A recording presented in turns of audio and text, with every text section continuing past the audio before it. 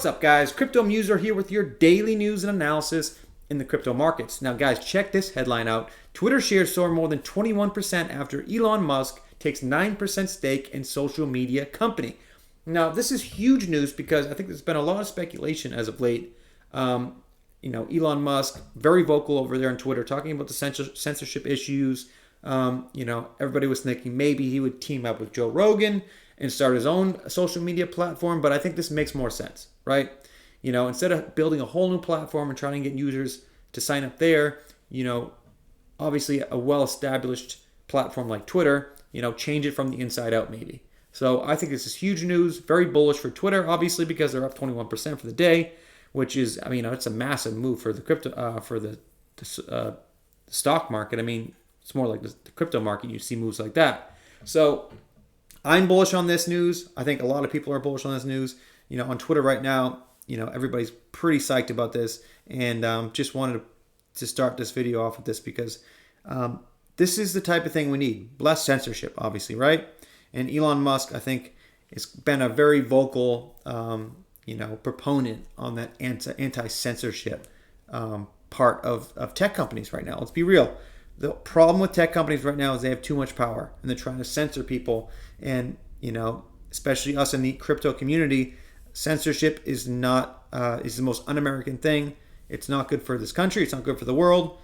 Obviously, you look places like China and Russia, the censorship issues over there are so bad, and you can see why they're having so many issues. So just wanted to start the video off with this huge news. But before I get in the video, if you guys could please like, subscribe, and leave a comment down below, it would be very much appreciated. But let's get right into it, guys. So the first thing I want to talk about in the channel today is so Sam Bankman-Fried, FTX CEO, a 30-year-old. He did a article with Bloomberg here. A 30-year-old crypto billionaire wants to give his fortune away. Sam Bankman-Fried drives a Corolla, sleeps on a beanbag, and has a Robin Hood-like philosophy. The Economic Club of New York has hosted kings, prime ministers, and presidents, as well as Amazon's Jeff Bezos and JP Morgan Chase's Jamie Dimon. Central bankers' comments at the 115-year-old organization have moved markets. Sam Bankman-Fried, a 30-year-old cryptocurrency billionaire, is probably the first person to play a computer game while giving a talk. Now, how boss is that? He's at the Economic Club of New York, one of the most powerful, organizations in the world. Obviously they're talking about, they had kings, prime ministers, presidents, some of the most powerful people in finance have talked during these events. Now, Sam Bankman-Fried comes on and he's playing a video game as he's giving the talk. You gotta love it, right? You gotta respect the guy's, such a, the attitude in this guy is unbelievable. And he wants to give, his money away. He's a billionaire. I think he's worth like $30 billion. He wants to give it all away to charity or the needy, right? This is a great thing about crypto out there. A lot of people out there that are getting rich on crypto are giving the money back. You don't see that a lot, right? And I think that's a great thing about crypto too, is because the people that are getting rich in crypto, they're broke or they're poor. They grew up poor. So, they want to give money back. Like when I make, I know it's going to happen. When I make a ton of money with crypto, I want to give back too. That's something that I grew up not having a lot. My family never, we struggled when I was growing up as a child with my family. So, I understand that, there are a lot of people that are struggling out there, and I would love to give back as much as I can when that time comes. So you got to respect guys like Sam Bankman-Fried like this, that he wants to give back to the community, wants to give back to the world. Now, continuing on, the Economic Forum. All right, I just said that. So as the featured guest, one morning in February, Bankman-Fried looked schlubby as usual, reclining on a gaming chair in blue shorts and a gray t-shirt, advertising his cryptocurrency exchange, FTX. His mop of curly hair flattened by his headphones, he's speaking by Zoom from his office in the Bahamas. And there's a couple things I just want to let's see here. Given the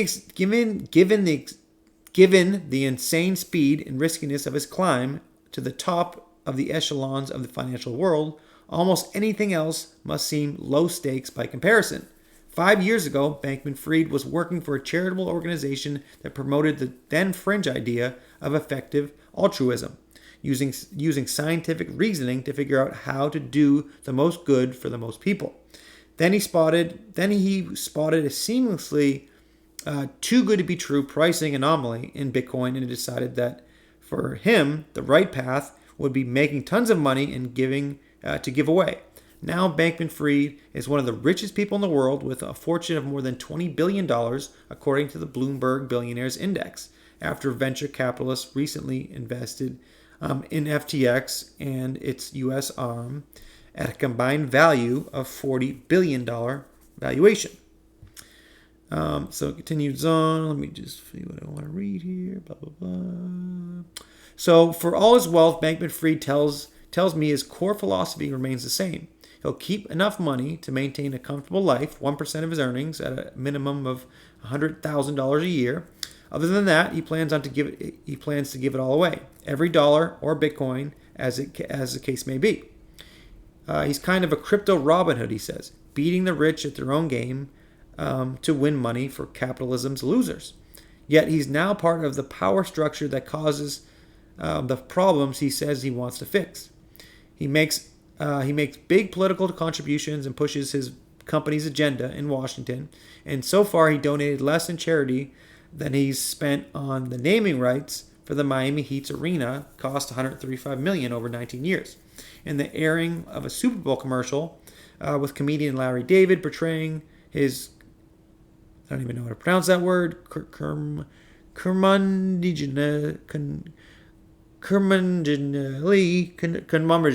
nailed it. Crypto skeptic, an estimated 30 million. He sees no inconsistency. He investing to maximize the amount of good he does. I can't even. What is he saying here? He's investing to maximize the amount of good he does. Eventually, even if he's risking what he's already made in crypto. As by far the richest person to emerge from the effective altruism movement, Bankman-Fried is a thought experiment from a college philosophy seminar come to life. Should someone who wants to save the world first amass as much money and power as possible, or will that pursuit corrupt him along the way? Now that's a good question. As people make more and more money, corruption kind of takes hold. But it seems like this guy's very level-headed, and honestly, I think he's going to keep doing what he's doing, keep making that money and giving back to the community and back to the world. And you got to love seeing things like this. And hopefully, like I said, it seems like more and more people that are involved in crypto want to give back. And, that's what we need going on moving forward. And as much as I want to say that's socialism or that's communism, that's just being a good person. Let's be real. So the next thing here is, so Gemini put this article out from the AP News here. Crypto ownership nearly doubled in the United States, Latin America, and Asia Pacific countries in 2021, Gemini report finds.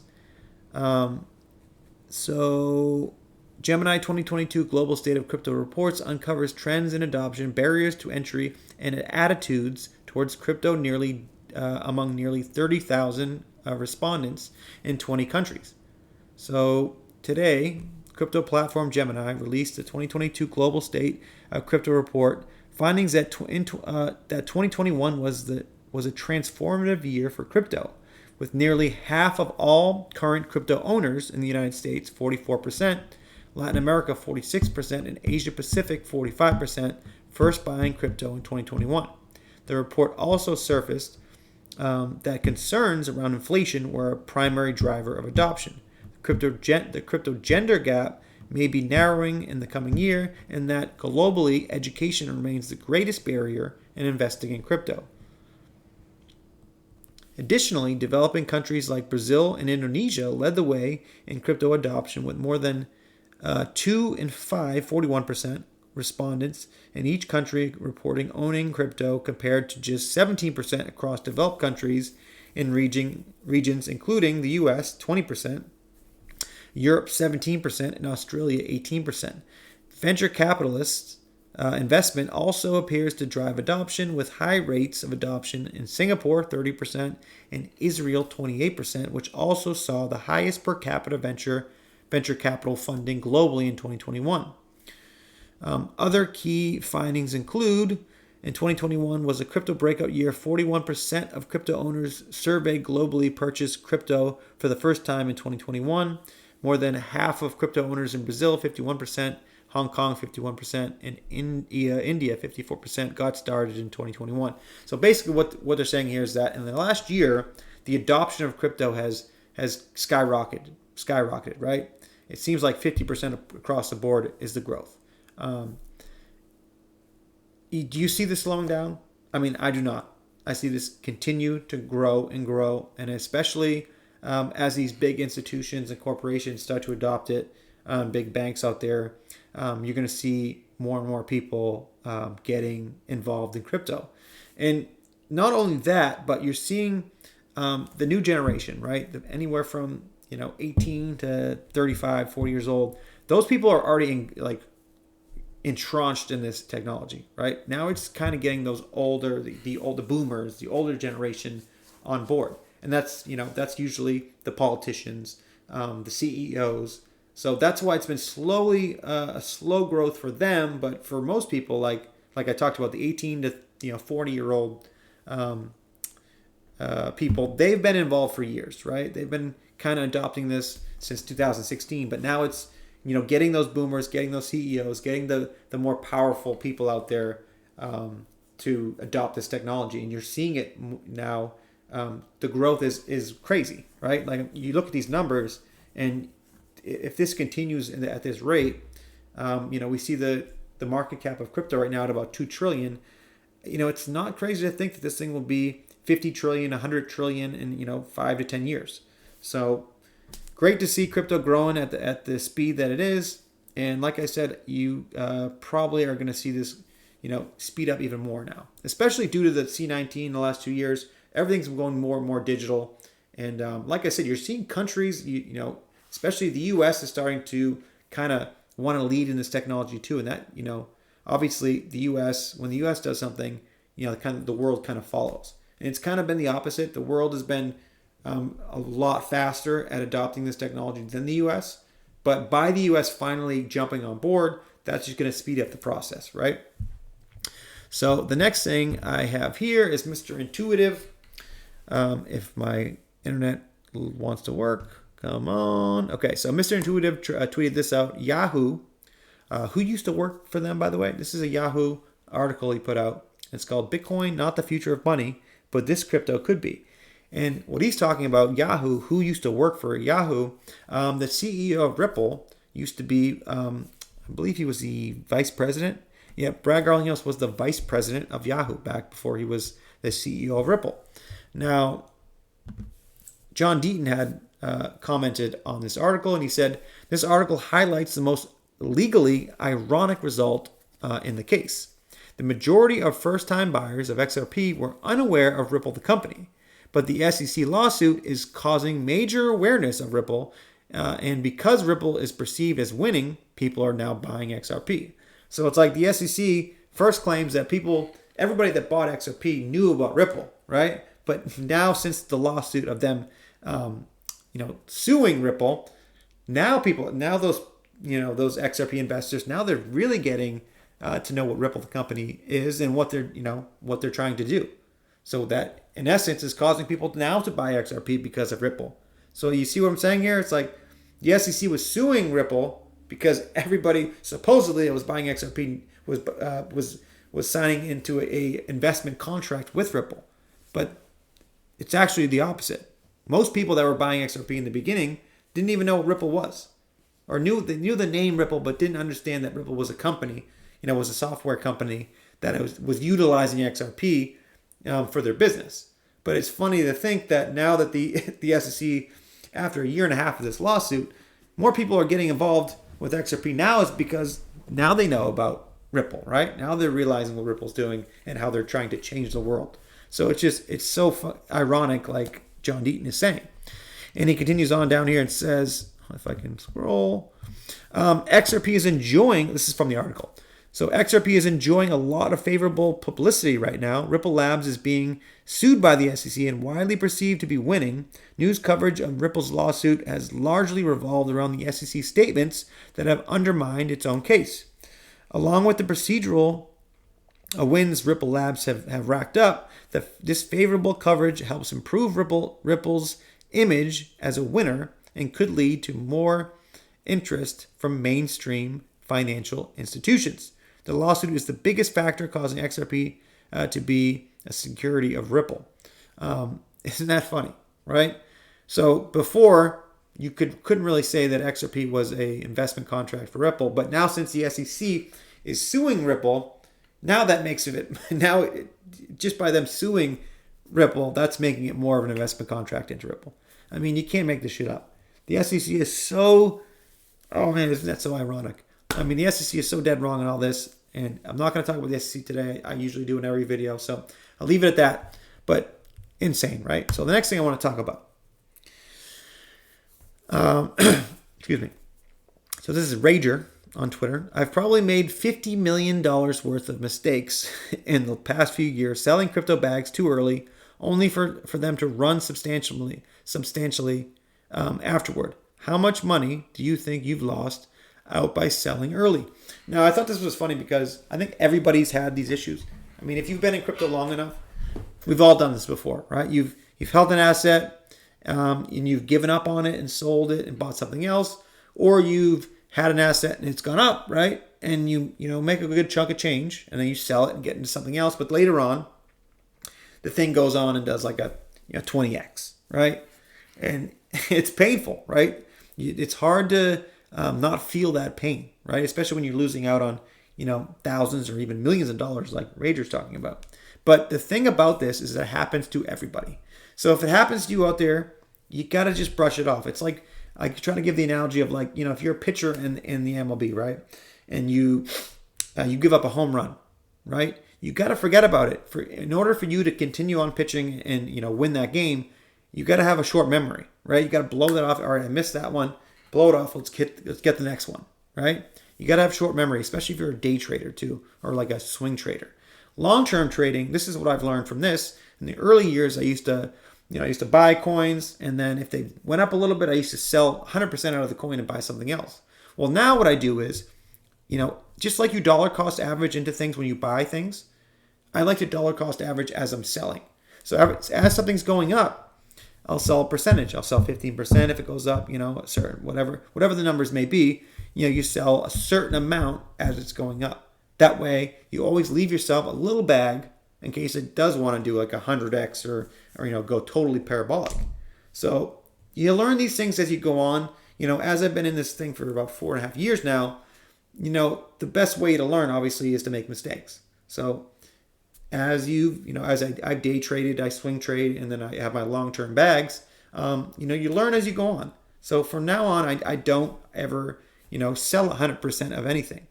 I'll sell pieces along the way, but I'll always leave like at least 15-20% of that bag just in case, things like, go parabolic. And, you've seen that. Like I'll give one example, and this was painful as hell, but I bought Dogecoin, less than a cent. I bought Dogecoin. I had like $5,000 in there, right? So it went up, 150, 200%. And I was like, oh, sweet. And I sold all of it like an idiot, right? And then what happened? It went for, I think I sold it at like 3 cents. I think I sold it at, right? And then it goes to 75 cents. Oh, do you feel the pain there, guys? So I missed out on like, a couple 100,000 probably. Or at maybe 200,000, I think it was. It happens to everybody. I mean, you got to get used to this thing in crypto. But the best way to, mitigate these issues is to never sell 100% of the bag. Always just give yourself, leave that 15-20% in there just in case, because you don't want to miss out on those huge gains, right? So just wanted to point that out because when I saw this tweet, this is something that everybody can relate to, especially if you've been involved in crypto for a good while. So the last thing I want to talk about here is I saw this tweet, and this is something, and a couple of videos ago I talked about how this corporations like venture capitalist firms like BlackRock and other huge companies like that are buying up all the real estate and then renting it out to people, right? And then they're claiming that, most people don't want to buy houses now. They just want to rent. Who wants to own a house? And I just thought that was such bullshit, because obviously people want to own a house, but it's impossible to buy a house without going into, enormous debt for the rest of your life, right? So look at this. This is from the New Statesman. Since 2000, average wages have grown by 94%, while house prices have grown over 224%. I mean, that's insane. Look at this graph. I mean, you're telling me that if wages go up like this and houses are going up like this, you're telling me we can afford houses? I mean, this is insane. I've heard stories like my parents or like my parents' friends, they talk about like working for, busted my ass off for 4 months straight and made 10 grand. And then I went, bought a house. It's like, what? For us these days, it's like, there's no way, unless you go, like I said, go into enormous debt, is the only way you can buy a house. I mean, yeah, maybe you can, work really hard and then go somewhere and there's, you buy a house for $100,000, $200,000, but houses are not that cheap anymore. Most houses in the places that most people want to live, like I'm from Massachusetts, buying a house anywhere around here is at the lowest price. It's going to run you like, 300, 400,000. That's for like a 2-bedroom house. I mean, if you have a family, you have to get like a 3-4 bedroom house. You're looking at $500,000, if not more. It's just becoming more and more feasible to buy houses. It's not, and I love that BlackRock and these corporations out there saying that, people don't want to buy houses anymore. They just want to rent. And obviously the reason why they're saying that is because they're buying up all the houses and making millions of dollars by renting them out. So it's just kind of sad to see that, and I talked about earlier, the income inequality in this country is insane. And the fact that, the so-called American dream in quotations is to finally, own a house for yourself and for your family. I mean, there's no better feeling than having your own property, your own house where you can, slowly build it up, put a new kitchen in, do this. If you're just renting, you don't want to do that stuff. You don't want to add value to your landlord's house. You're just throwing money into something that it's not going to pay off for you. So, I don't know. I just wanted to end the video off there because, at some point in time, people want to own their own home. All right. And that's why I love crypto so much. That's why I got involved in crypto, is because it's all about financial freedom. It's not about, I don't want enough money where I can go buy a Lambo and all this crazy shit. I just want enough money where I don't have to worry about money anymore, right? I think the whole problem with the world right now is that people are living paycheck to paycheck. They're all worried about, how am I going to pay this bill? How am I going to pay that bill? And it's very stressful. Money is the leading cause of stress this day and age, right? So I don't want millions and millions of dollars where I'm buying, like I said, I'm buying Lambos and expensive whatever, jewelry and all that. I just want enough money where I don't have to worry about money anymore, right? I can live my life, I shop at TJ Maxx and Marshalls, and I don't buy, spend money on stupid stuff. And I think that's another reason why crypto is such a big thing for me. It's like, I'd rather invest it in crypto than just buy, go out and spend $200 on a crazy meal. I'd rather, invest that money and try to make more money down the line instead of wasting money on these materialistic things, right? So, buying a house should be feasible for people, but it just really isn't. And these numbers are showing it right there. To think that house prices are up almost 230% and wages are only up 94%, that has to change. And the funny thing is, in this recent bill in Congress, Congress just gave themselves a 21% raise. I mean, obviously, right? Meanwhile, the federal minimum wage is still $7.25. Are you fucking kidding me? Unbelievable. Even at $15 an hour, that's still nothing.